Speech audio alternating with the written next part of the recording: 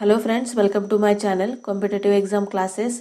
आजच्या आपल्या व्हिडिओ लेक्चरमध्ये आपण बघणार आहोत स्पर्धा परीक्षांमध्ये विचारला जाणारा एक अतिशय महत्त्वाचा टॉपिक, तो म्हणजे भूकंप। बघा, हे जे काही टॉपिक आहे, जसं की भूकंप झालं किंवा ज्वालामुखी किंवा सुनामी, तर या टाईपचे जे काही क्वेश्चन्स आहेत या टॉपिकवरती ते कंपल्सरी एक्झाममध्ये विचारले जातात। अतिशय महत्त्वाचा टॉपिक आहे, त्यामुळे आज आपण हा टॉपिक जो आहे तो कव्हर करणार आहोत।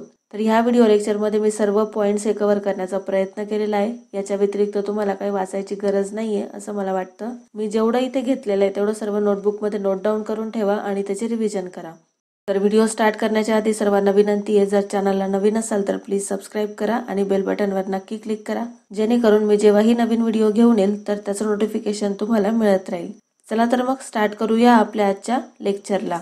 सुरुवातीला आपण बघू की भूकंप म्हणजे काय। आता भूकंपाचा जर आपण शाब्दिक अर्थ घेतला तर भू म्हणजे कवच आणि कंप म्हणजे कंपन होय। तर भूकंपाचा शाब्दिक अर्थ काय आहे, तर भू म्हणजे कवच आणि कंप म्हणजे कंपन। भूकंप शास्त्रालाच काय म्हटलं जातं, तर सिस्मोलॉजी असं म्हटलं जातं।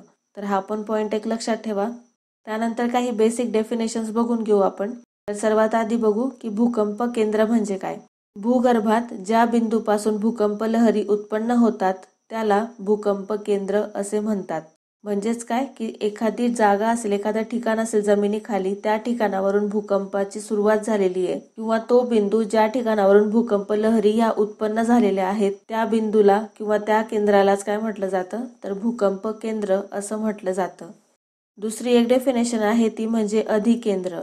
आता अधिकेंद्र म्हणजे काय, तर भूपृष्ठावरील असा भाग ज्यावर सर्वात पहिल्यांदा भूकंप तरंगाचा अनुभव होतो त्यालाच अधिकेंद्र असे म्हटले जाते। बघा, भूकंप केंद्रापासून भूकंप लहरी ह्या उत्पन्न होतात आणि त्या भूकंप लहरी ह्या भूपृष्ठावरती येतात। मग या लहरी भूपृष्ठावरती सर्वात आधी जिथे आल्या असतील किंवा ज्या ठिकाणी पहिल्यांदा भूपृष्ठावरती भूकंप तरंगाचा अनुभव झालेला असेल त्या भूपृष्ठावरील भागाला अधिकेंद्र असे म्हटले जाते। बघा, भूकंप झाल्यावर भूकंप लहरी या उत्पन्न होतात आणि या भूकंप लहरी ज्या आहेत त्या भूकंपमापी म्हणजेच सिस्मोग्राम मध्ये दर्शविल्या जातात। आणि आपण मागे बघितलंच की भूकंप शास्त्राला काय म्हटलं जातं, तर सिस्मोलॉजी असं म्हटलं जातं। भूकंप लहरीच्या ज्या तीव्रता आहेत त्या रिक्टर स्केलने मोजल्या जातात। आणि रिक्टर स्केल हे नाव का पडलं, तर रिक्टर स्केल जे आहे ते अमेरिकन शास्त्रज्ञ होते, चार्ल्स रिक्टर असं त्यांचं नाव होतं। त्यांनी 1934 मध्ये या मापीचा शोध लावला आणि त्यामुळेच या मापीला म्हणजे भूकंप लहरीची तीव्रता मोजण्याचं जे माप आहे त्याला रिक्टर स्केल असं नाव दिलं गेलं। आणि या रिक्टर स्केलची कक्षा काय असते, तर 1 ते 9 दरम्यान असते। तर एवढे पॉइंट्स लक्षात ठेवा, इम्पॉर्टंट आहेत। त्यानंतर बघू आपण भूकंप निर्मितीची कारणे। काही कारणे आहेत, काही आपल्याला माहीत असतात, काही माहीत नसतात। तर आपण भूकंप निर्मितीची कारणं कोणती कोणती आहेत ती बघून घेऊ। तर भूकंपाचं सर्वात प्रमुख कारण आहे ते म्हणजे ज्वालामुखी उद्रेक। ज्वालामुखी उद्रेक झाल्यामुळे सुद्धा भूकंप होतो। दुसरं कारण आहे ते म्हणजे घड्या व प्रस्तरभंग। आता घड्या आणि प्रस्तरभंग याच्याविषयी आपण मागच्या लेक्चरमध्ये माहिती बघितलेली होती। जर तुम्ही ते लेक्चर बघितलेलं नसेल तर आधी जाऊन ते लेक्चर बघा, जेणेकरून तुम्हाला हे पॉइंट्स क्लिअरली समजतील। तिसरं कारण आहे ते म्हणजे भूस्खलन। याच्याबद्दल सर्वांना माहीतच आहे की जमिनीचा जो एखादा भाग असेल तो इतर भागापेक्षा एखादा भाग जो आहे तो खाली जातो आणि त्यालाच आपण भूस्खलन असं म्हणतो। त्यानंतर चौथं कारण आपल्याला सांगता येईल ते म्हणजे भूपट्ट विवर्तनिकी। पाचवं कारण आहे ते म्हणजे मानव निर्मित, म्हणजे स्फोट जे काय आहे ते केले जातात त्याच्यामुळे सुद्धा भूकंप हे होऊ शकतात। तर भूकंप निर्मितीची ही काही कारणं आहेत। तर लक्षात ठेवा, ऑप्शनमध्ये जर विचारलं गेलं तर आपल्याला सांगता यायला पाहिजे। पुढच्या इमेजमध्ये तुम्हाला भूकंप लहरींचे प्रकार हे दिलेले आहेत। 3 प्रकारच्या लहरी आहेत। पहिली आहे प्राथमिक लहरी, दुसरं आहे दुय्यम लहरी आणि तिसरं आहे भूपृष्ठ लहरी। आता याच्याबद्दल आपण पुढे डिटेलमध्ये माहिती बघणारच आहोत की प्राथमिक, दुय्यम किंवा भूपृष्ठ लहरी ह्या काय आहेत। त्यानंतर अजून एक दिलं इथे बघा, भूकंप नाभी। भूकंप नाभी म्हणजे काय की ज्या बिंदूपासून भूकंप लहरी ह्या उत्पन्न झालेल्या आहेत त्याला भूकंप नाभी असं आपण म्हणू शकतो किंवा भूकंप केंद्र असं आपण म्हणू शकतो। तसंच भूकंप अपिकेंद्र म्हणजे काय की भूकंप झाल्यानंतर सर्वात आधी ज्या लहरी भूपृष्ठावरती येतात तो भूपृष्ठाचा भाग त्याला काय म्हटलं जातं, तर अपिकेंद्र असं म्हटलं जातं। तर पुढे आपण बघूच की भूकंप लहरी म्हणजे काय। तर एकूण 3 प्रकारच्या भूकंप लहरी आहेत। पहिली आहे प्राथमिक लहरी, दुसरी आहे दुय्यम लहरी आणि तिसरं आहे भूपृष्ठ लहरी. तर सर्वात आधी आपण बघू प्राथमिक लहरी म्हणजे काय. प्राथमिक लहरी ज्या आहेत त्यालाच प्रायमरी वेव्ह और पी वेव्स असंही म्हटलं जातं. तर याच्याबद्दल ऑप्शनमध्ये एक क्वेश्चन हे विचारले जातात की खालीलपैकी कोणती विधानं ही प्राथमिक लहरींच्या बाबतीत योग्य आहे किंवा अयोग्य आहेत. तर त्यावेळेला आपल्याला ते आन्सरही यायला पाहिजे. तर प्राथमिक लहरींबाबत इन्फॉर्मेशन आपण बघून घेऊ. भूकंप होताना भूकंप केंद्रातून बाहेर पडणाऱ्या सुरुवातीच्या लहरींना प्राथमिक लहरी असे म्हणतात. भूकंप झाल्यानंतर सर्वात आधी ज्या लहरी बाहेर पडतात त्यांना प्राथमिक लहरी असं म्हणतात. दुसऱ्यांदा ज्या लहरी बाहेर पडतात त्यांना दुय्यम लहरी म्हणतात आणि तिसऱ्यांदा ज्या लहरी बाहेर पडतात त्यांना म्हटलं जातं भूपृष्ठ लहरी. तर प्राथमिक लहरी म्हणजे कोणत्या. भूकंप होताना भूकंप केंद्रातून बाहेर पडणाऱ्या ज्या सुरुवातीच्या लहरी आहेत त्यांना प्राथमिक लहरी असे म्हटले जाते. या लहरी सरळ रेषेत प्रवास करतात. तसंच या लहरी सर्वात अधिक वेगवान असतात. त्यांचा जर वेग बघायचा झाला तर 5 किलोमीटर पर सेकंद ते 12 किलोमीटर पर सेकंद इतक्या वेगाने त्या भूपृष्ठाकडे येतात. ध्वनी लहरीप्रमाणे कणांचे कंपन लहरीच्या संचरण दिशेने किंवा लहरीच्या दिशेने मागे पुढे होते. या लहरी घन, द्रव व वायू या पदार्थाच्या तीनही अवस्थांमधून जातात. तर याच्यावरती प्रश्न हा विचारला जातो की प्राथमिक लहरी ज्या आहेत त्या पदार्थांच्या कोणत्या अवस्थांमधून जातात किंवा दुय्यम लहरी ज्या आहेत त्या पदार्थाच्या कोणत्या अवस्थांमधून जातात. तर याच्यावरती प्रश्न हे विचारले जातात, त्याच्यामुळे हे पॉईंट्स मी इथे घेतलेत. तर प्राथमिक लहरीच्या बाबतीत एवढ्या गोष्टी तुम्हाला लक्षात ठेवायच्या आहे. सर्वात आधी की भूकंप केंद्रातून सर्वात आधी ज्या लहरी बाहेर पडतात त्यांना प्राथमिक लहरी असं म्हणतात. या लहरी सरळ रेषेमध्ये प्रवास करतात. त्या सर्वात अधिक वेगवान असतात. त्यांचा वेग असतो 5 किलोमीटर पर सेकंद ते 12 किलोमीटर पर सेकंद. सर्वात महत्त्वाचं म्हणजे या लहरी घन, द्रव व वायू या पदार्थाच्या तीनही अवस्थांमधून जातात. यांनाच अनुदैर्घ्य लहरी म्हणजेच लॉंगिट्युडिनल वेव्स असेही म्हणतात. तर प्राथमिक लहरी ज्या आहेत त्यांनाच अनुदैर्घ्य लहरी असंही म्हटलं जातं. हा पॉईंट पण लक्षात ठेवा. त्यानंतर दुसऱ्या लहरी आहेत त्या म्हणजे दुय्यम लहरी. यांनाच सेकंडरी वेव्स और एस वेव्स असंही म्हटलं जातं. तर या लहरींच्या बाबतीत विचार करायचा झाला तर प्राथमिक लहरीनंतर भूपृष्ठावर पोहोचणाऱ्या लहरींना दुय्यम लहरी किंवा एस लहरी असे म्हटले जाते. भूकंप केंद्रापासून उत्पन्न होऊन सर्वात आधी ज्या लहरी भूपृष्ठाकडे येतात त्यांना प्राथमिक लहरी असं म्हणतात आणि प्राथमिक लहरीनंतर ज्या लहरी भूपृष्ठावरती पोहोचतात त्यांनाच दुय्यम लहरी असे म्हटले जाते. त्यांचा वेग प्राथमिक लहरींच्या निम्मा असतो. प्राथमिक लहरी ज्या आहेत त्या अधिक वेगवान असतात, सर्वाधिक वेगवान असतात आणि दुय्यम लहरी ज्या आहे त्यांचा वेग प्राथमिक लहरींपेक्षा निम्मा असतो. इम्पॉर्टंट म्हणायचं झालं तर या लहरी ज्या आहेत त्या फक्त घन पदार्थातून प्रवास करतात, परंतु द्रव पदार्थात शिरल्यावर त्या शोषल्या जातात. जसं आपण प्राथमिक लहरींच्या बाबतीमध्ये बघितलं होतं की प्राथमिक लहरी ज्या आहे त्या घन, द्रव आणि वायू या पदार्थाच्या तीनही अवस्थांमधून जातात. पण दुय्यम लहरी ज्या आहे त्या पदार्थाच्या फक्त एकच अवस्थांमधून पार होऊ शकतात आणि ते म्हणजे घन अवस्था.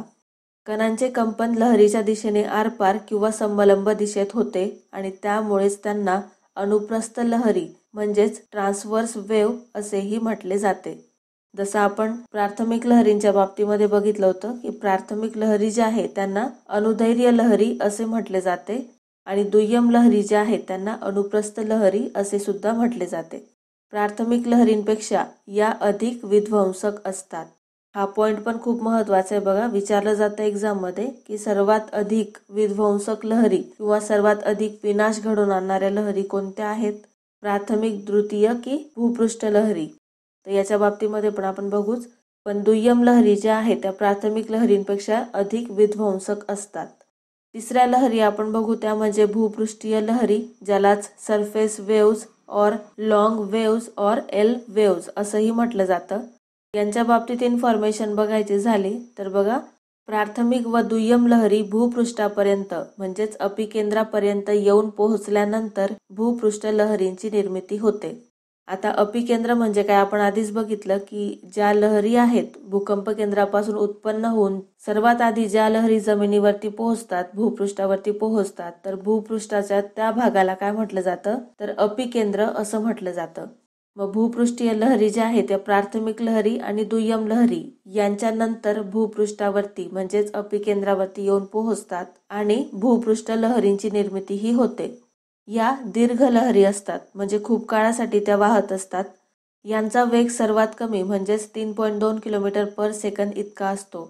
जसं आपण प्रायमरी वेव्स बघितलं त्यांचा वेग असतो 5 किलोमीटर पर सेकंद ते 12 किलोमीटर पर सेकंद. दुय्यम लहरींचा वेग त्यांच्यापेक्षा निम्मा असतो आणि ज्या भूपृष्ठीय लहरी आहेत त्यांचा वेग हा 3.2 किलोमीटर पर सेकंद एवढा असतो.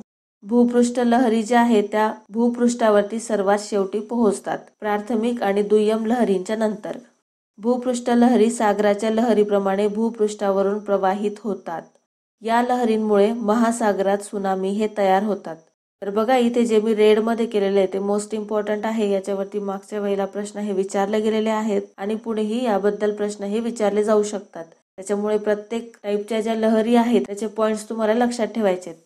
या लहरी सर्वात जास्त विनाशकारी असतात त्यामुळे नैसर्गिक आपदा म्हणजेच नॅचरल डिझास्टर येते. मग जर तुम्हाला प्रश्न विचारला की सर्वात जास्त विनाशकारी लहरी कोणत्या आणि ऑप्शन दिलेले असतील प्रायमरी, सेकंडरी और भूपृष्ठीय लहरी और सरफेस वेव्स, तर सर्वात जास्त विनाशकारी असणाऱ्या लहरी कोणत्या आहे तर भूपृष्ठीय लहरी. त्यानंतर बघा इथे डायग्राममध्ये दिलेले आहे तुम्हाला की सुरुवातीला भूकंप केंद्रापासून उत्पन्न होणाऱ्या लहरी कोणत्या आहे तर प्रायमरी वेव्स, प्राथमिक लहरी. प्राथमिक लहरीनंतर कोणत्या लहरी येतात दुय्यम लहरी म्हणजे सेकंडरी वेव्स आणि सेकंडरी वेव्स नंतर सर्वात शेवटी येणाऱ्या ज्या लहरी आहेत त्यांना भूपृष्ठीय लहरी असं म्हटलं जातं. प्रायमरी लहरी ह्या कमी विनाशकारी असतात, सेकंडरी लहरी ह्या प्रायमरीपेक्षा जास्त विनाशकारी असतात आणि भूपृष्ठीय लहरी ह्या प्रायमरी आणि सेकंडरी या दोनही लहरींपेक्षा सर्वात अधिक विनाशकारी ह्या असतात. प्रायमरी लहरींचा वेग म्हणजे प्राथमिक लहरींचा वेग हा सर्वात जास्त असतो 5 ते 12 किलोमीटर पर सेकंद. दुय्यम लहरींचा वेग हा प्राथमिक लहरींच्या निम्मा असतो आणि भूपृष्ठीय लहरींचा वेग जो आहे तो 3.2 किलोमीटर पर सेकंद एवढा असतो. तर हे काही बेसिक पॉइंट्स आहे लक्षात ठेवा. त्यानंतर भूकंपाचे परिणाम. तर सर्वात तातडीने दिसणारा जो काही परिणाम आहे तो म्हणजे जमिनीला तडे पडतात, भूमिपात होऊन दरडी कोसळतात, काही वेळा भूजलाचे मार्गही बदलतात. उदाहरणार्थ विहिरींना पाणी येते किंवा विहिरी या कोरड्या पडतात. काही प्रदेश हे उंचावले जातात आणि काही प्रदेश हे खचतात. सागराच्या पाण्यात सुनामी लाटा तयार होतात आणि या लाटांमुळे किनारी भागात मोठी जीवित व वित्त हानीही होऊ शकते. हिमाच्छादित प्रदेशात हिमकडे कोसळतात. इमारती कोसळून जीवितहानी आणि वित्तहानीही होते. तसंच वाहतुकीचे मार्ग सुद्धा खंडित होतात. वाहतुकीचे मार्ग खंडित झाल्यामुळे संदेशवहन व्यवस्था जी आहे ती सुद्धा कोलमडते. तर हे काही तत्परतेने दिसणारे लगेच दिसणारे काही भूकंपाचे परिणाम आहेत. याच्या व्यतिरिक्त सुद्धा बरेच लहान मोठे परिणाम हे आपल्याला माहीतच आहेत. ठीक आहे, तर एवढे जे काय आहे ते सर्वात मोठे भूकंपाचे परिणाम हे आहेत. त्यानंतर पुढचा पॉईंट बघू आपण, तो म्हणजे जगातील भूकंपीय क्षेत्र. म्हणजे जगामध्ये कुठे कुठे सर्वात जास्त भूकंप होतात ते क्षेत्र कोणते आहे ते बघू. तर सर्वात जास्त भूकंप कुठे होतात तर प्रशांत महासागरीय पेटी, ज्यालाच सर्कम पॅसिफिक बेल्ट असंही म्हटलं जातं. जगातील 65% भूकंप या पेटीमध्ये आढळतात. या पेटीत न्यूझीलंड, न्यूगिनी, इंडोनेशिया, चीन, जपान, कामचेटका द्वीपकल्प, कॅलिफोर्निया, अलास्का, इक्वाडोर, पेरू, चिलीपर्यंत आढळतो. म्हणजे ही जी काय प्रशांत महासागरीय पेटी आहे या पेटीमध्ये एवढे सर्व देश हे येतात आणि या प्रशांत महासागरीय पेटीमध्ये जगातील एकूण भूकंपांपैकी 65% भूकंप हे आढळतात. या पेटीला अग्निकंकण म्हणजेच रिंग ऑफ फायर असेही म्हटले जाते. जगात सर्वात जास्त भूकंप जपानमध्ये होतात म्हणून त्यास भूकंपाचा देश असे म्हणतात. हे सर्वांना माहीतच आहे बघा, जनरल नॉलेजच आहे की सर्वात जास्त भूकंप आपल्याला माहिती आहे की जपानमध्ये होतात. तसंच जपानला उगवत्या सूर्याचा देश असंही म्हटलं जातं. तर उगवत्या सूर्याचा देश का म्हटलं जातं कारण की जपान जो आहे तो सर्वात पूर्वेकडील देश आहे आणि सूर्य हा पूर्वेकडून उगवतो, त्यामुळे सर्वात आधी तो जपानमध्ये दिसतो आणि म्हणून जपानला उगवत्या सूर्याचा देश असं म्हटलं जातं. तसंच सर्वात जास्त भूकंप हे जपानमध्येच होतात कारण जपान हा जो काही देश आहे तो प्रशांत महासागरीय पेटीमध्ये येतो आणि सर्वात जास्त भूकंप होत असल्यामुळे त्याला भूकंपाचा देश असेही म्हटले जाते. दुसरा आहे अटलांटिक पेटी, अटलांटिक बेल्ट. अटलांटिक महासागरात अटलांटिक रिज जवळ अनेक बेटांचा समावेश आहे आणि या ठिकाणी भूकंप हे होत असतात. तिसरा आहे भूमध्यसागरीय पट्टा. या पट्ट्यामध्ये सुद्धा भूकंप हे आढळतात. आणि चौथा आहे हिमालय पर्वतीय पट्टा. भारताचा जर विचार केला आपण तर हिमालयाच्या भागामध्ये सुद्धा सतत भूकंपाचे धक्के हे बसत असतात. तर भारतातील हिमालय पर्वतीय क्षेत्र हे भूकंप पट्ट्यामध्ये येते. उत्तराखंड, हिमाचल प्रदेश, जम्मू काश्मीर, सिक्कीम, अरुणाचल प्रदेश, आसाम या राज्यात भूकंपाचे धक्के हे नियमित बसतात. भारतातील प्रमुख भूकंप जर आपण बघायचं झालं म्हणजे लक्षात ठेवण्यासारखे जे अतिशय विनाशकारी होते तर त्या भूकंपांमध्ये खालील भूकंपाचा समावेश होतो. जसं की 1967चा कोयना भूकंप, 1993चा लातूर भूकंप, 1996चा जबलपूरचा भूकंप, 26 जानेवारी 2001चा भुज भूकंप आणि 26 डिसेंबर 2004च्या सुनामी लहरी, तसंच 18 सप्टेंबर 2011चा सिक्कीममधला भूकंप. तर हे काही प्रमुख भूकंप आहे की जे अतिशय विनाशकारी होते, जे नेहमी आपल्या लक्षात राहतील. याच्यावरती सुद्धा प्रश्न विचारला जातो बघा की कोयना भूकंप कोणत्या साली झाला होता किंवा लातूर भूकंप कोणत्या साली झालेला होता. तर या पद्धतीचे प्रश्न हे विचारले जातात. तर साल लक्षात ठेवायचं आहे. तर आजच्या लेक्चरसाठी एवढंच. आज आपण भूकंपाविषयी सर्व माहिती ही कव्हर केलेली आहे. आय होप तुम्हाला व्हिडिओ आवडला असेल. जर आवडला असेल तर प्लीज लाईक करा. काही शंका असेल तर कमेंट करा आणि आपल्या फ्रेंड्ससोबत नक्की शेअर करा. तसंच जर चॅनलला नवीन असाल तर प्लीज सबस्क्राईब करा आणि बेल बटनवर नक्की क्लिक करा जेणेकरून मी जेव्हाही नवीन व्हिडिओ घेऊन येईल तर त्याचं नोटिफिकेशन तुम्हाला मिळत राहील. धन्यवाद.